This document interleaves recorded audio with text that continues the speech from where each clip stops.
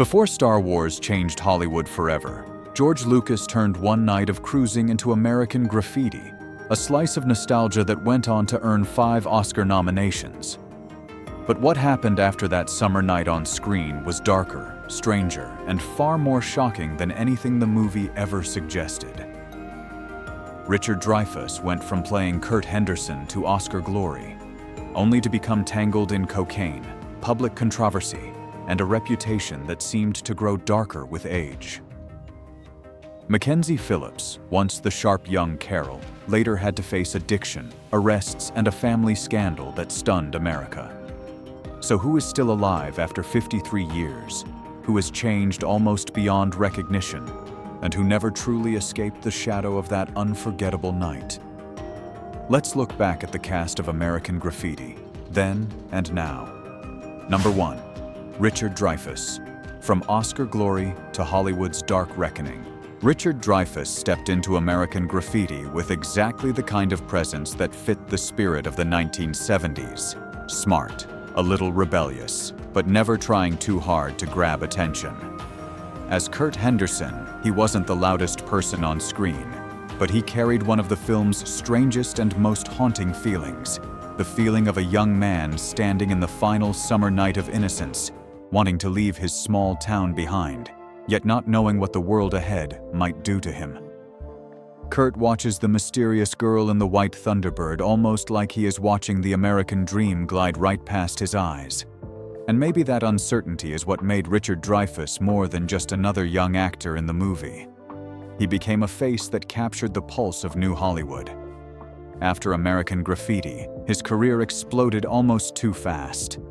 Jaws made him a familiar face around the world. Close Encounters of the Third Kind pushed him deeper into movie legend. Then The Goodbye Girl handed him an Oscar while he was still very young. To Hollywood at the time, Dreyfuss was a rare kind of talent. Quick, sharp, able to be funny one second and unbearably tense the next. But the higher he climbed, the more the cracks in his story began to show. Today, at 78 years old, Richard Dreyfuss is no longer remembered only as the young man who once held an Oscar in his hands. His name now carries glory, cocaine, long-running controversy, and an uncomfortable reckoning with the way Hollywood once protected and indulged famous men.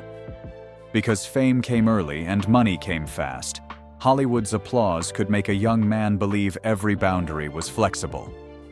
His cocaine years were not just a shocking detail meant to make the story more dramatic. Dreyfuss later spoke openly about that period, about a time when he was no longer just a young star enjoying success, but a man being pushed by that very success into a spiral of self-destruction. Hollywood in the 1970s and early 1980s is often remembered as free, rebellious, brilliant, and rule-breaking.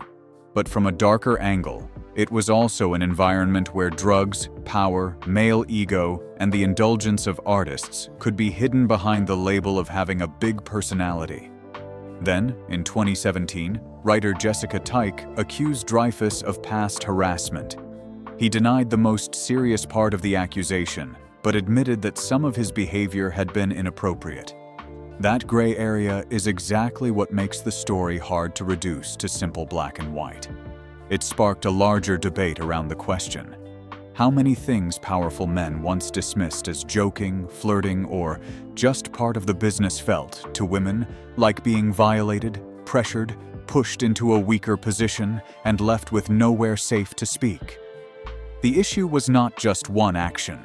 It was an entire culture that allowed those actions to survive in silence for far too long.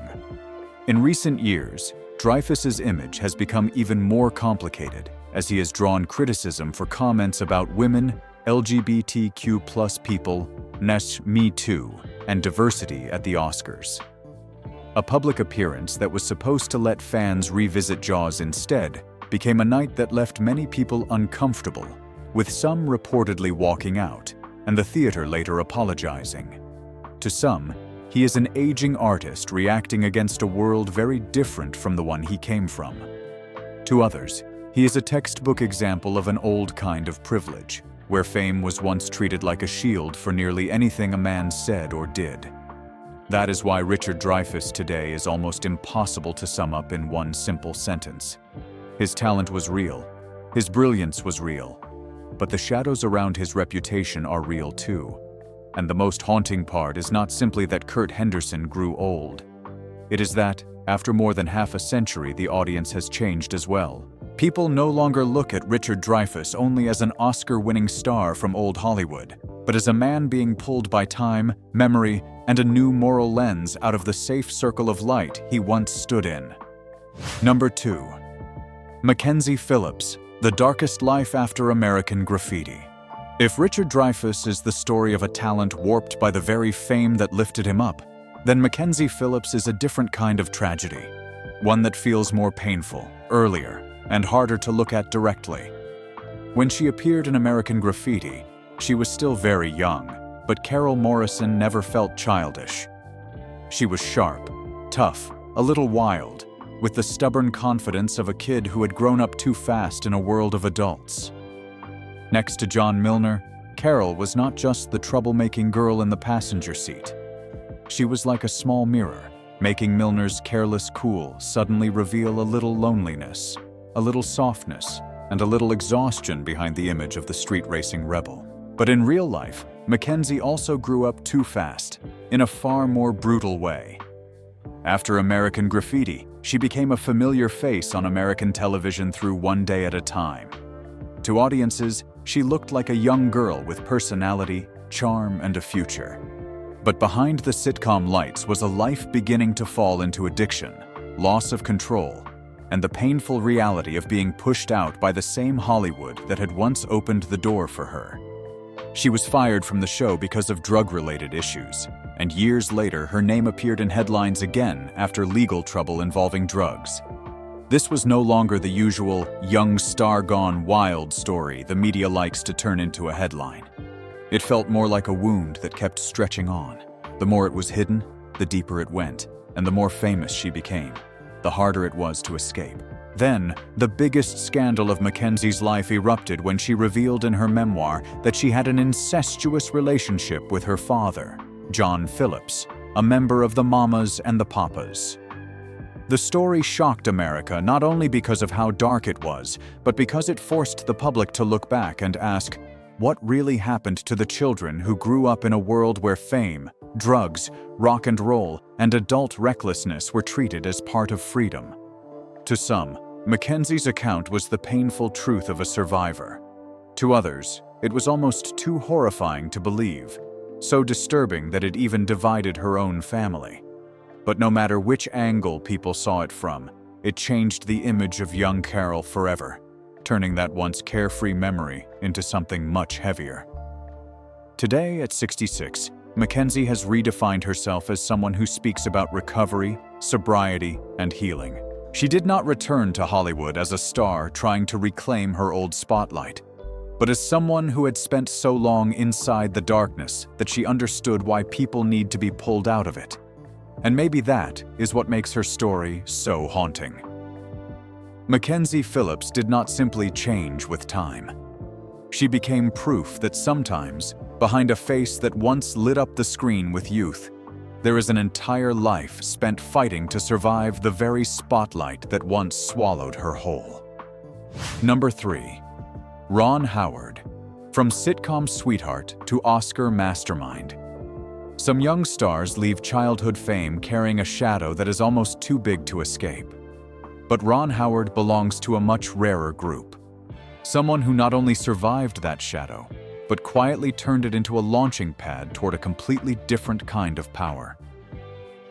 Before American Graffiti, American audiences already knew his gentle, bright-faced presence from television. So, when Ron appeared as Steve Bolander, the high school student getting ready to leave town and step into the future, viewers could easily see him as the trustworthy, clean-cut boy next door. But what makes Steve interesting is that he is not simply a good guy. Underneath that polite surface is a young man torn between love, ambition, and the fear of being trapped inside a life that feels too familiar. Ron Howard never makes the character overly dramatic. He keeps Steve right in that in-between space of growing up, where even a decent boy can be selfish, confused, and desperate to run from the very things that once made him feel safe. That quiet touch is what gave the role such lasting life. After American Graffiti, however, Ron Howard's story took a turn that many young stars never manage. He did not try to cling forever to the image of the good boy.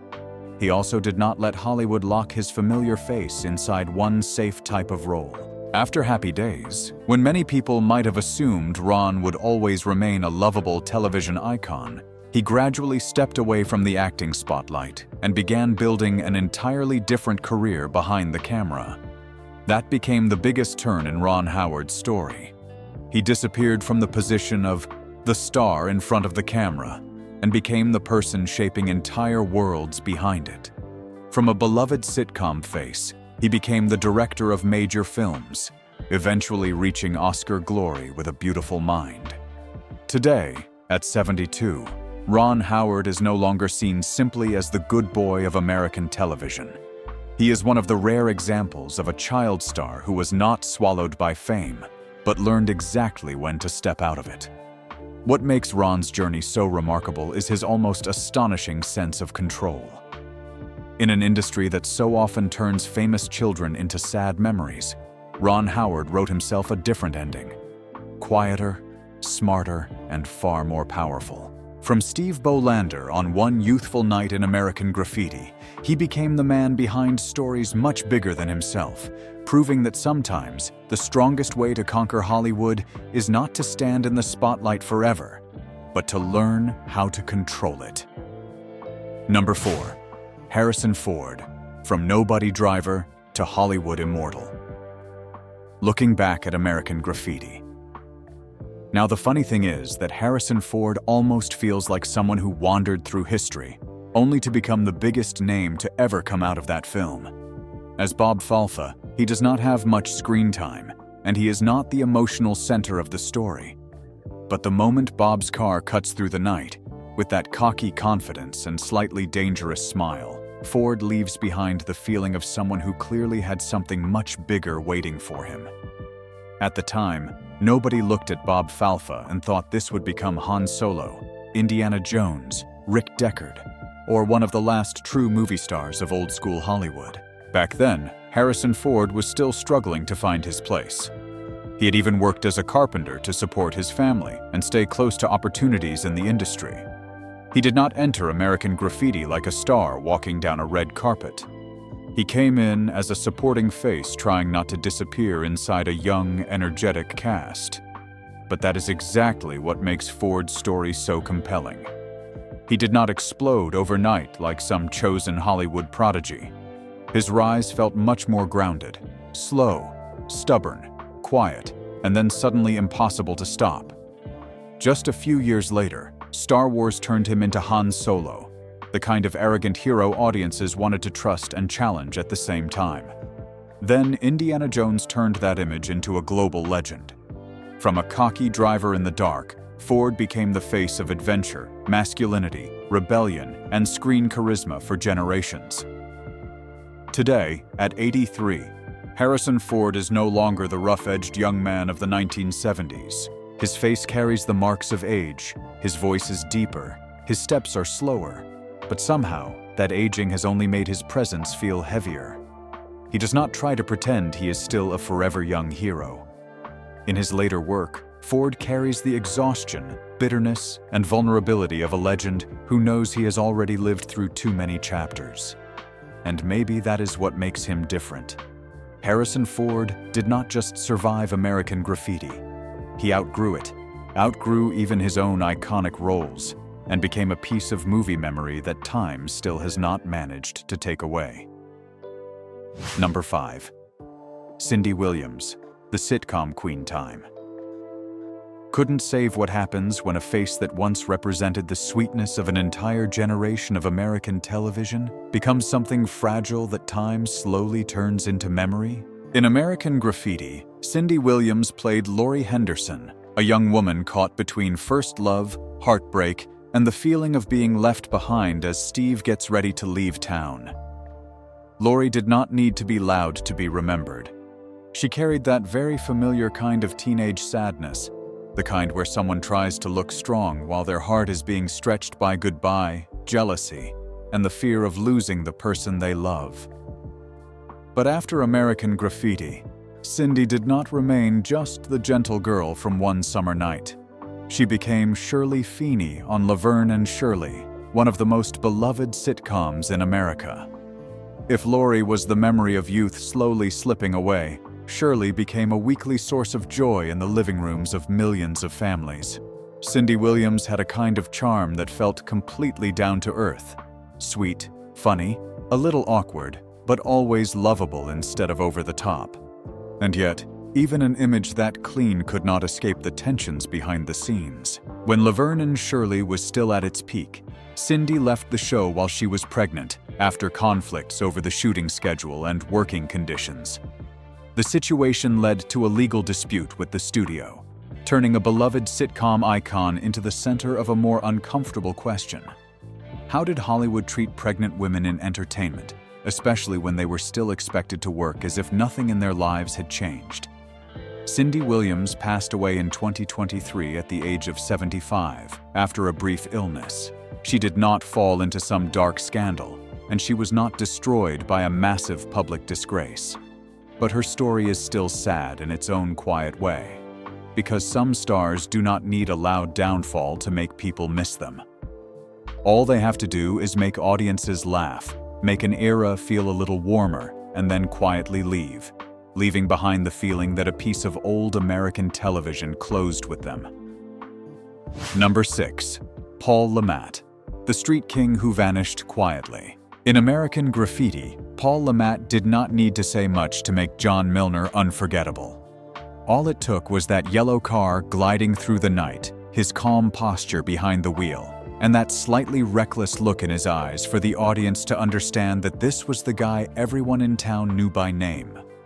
John Milner was not just a street racer.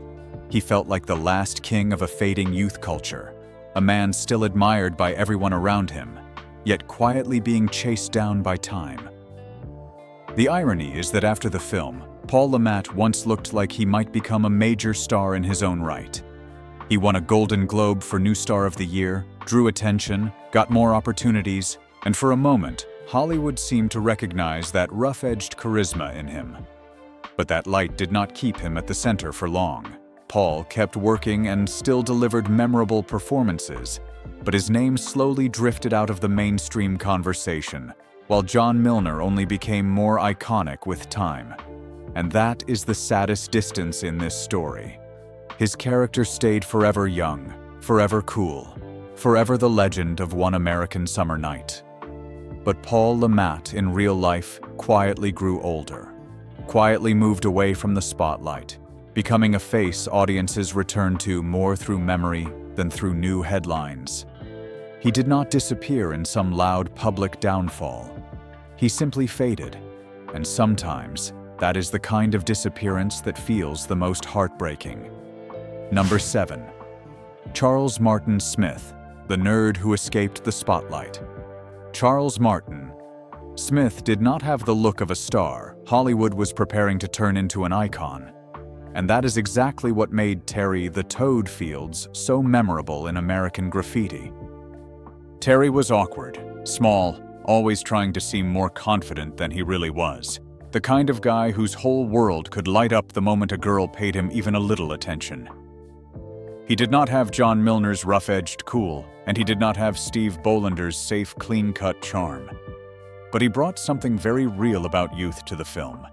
The need to be recognized, to feel like you mattered, on a night when everyone was trying to become bigger than who they were. After the film, Charles Martin Smith did not follow the path of a loud Hollywood star.